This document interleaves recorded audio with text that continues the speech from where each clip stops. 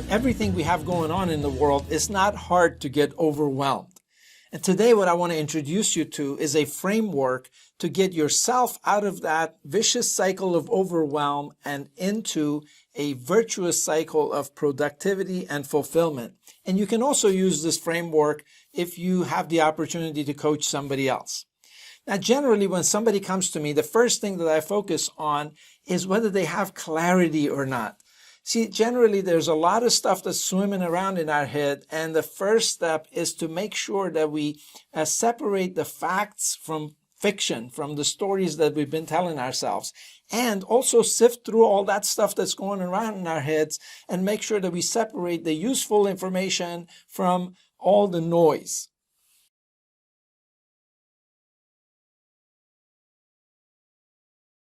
Now, after you get some level of clarity, what's important next is to get focus, because generally we want to work on everything.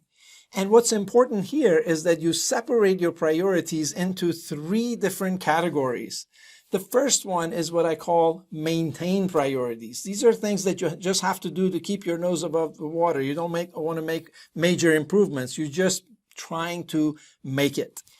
The second category is improvement, and these are things that you want to continuously improve.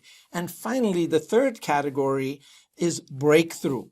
Now, I would recommend that you don't really identify more than 1 or 2 things that you're trying to transform or create a breakthrough in.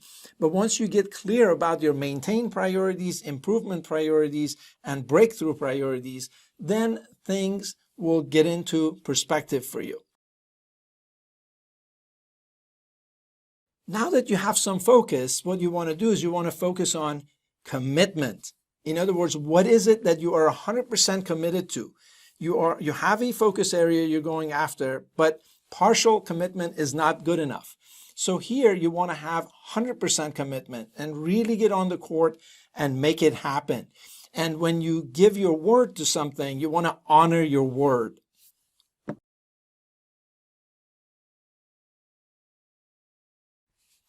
And finally, we're talking about resilience then.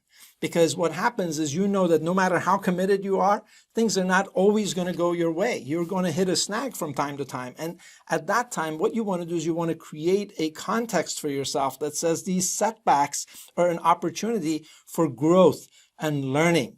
And what you want to do is you want to continue to learn and improve the next step that you're going to take. This is commonly known as a PDCA cycle, right? Plan, do, check, act.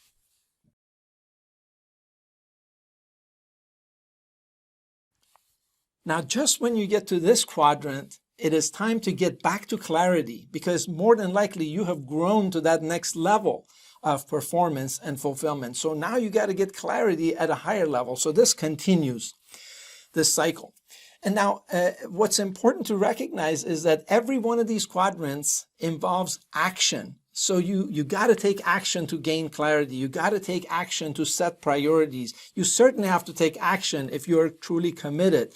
And resilience takes action. You can't just sit there and say, oh, geez, I guess this happened to me and nothing is going to go my way. No, you got to take action. You got to have the conversation that you want to have to vent a little bit, but then get back up and dust yourself off and keep moving.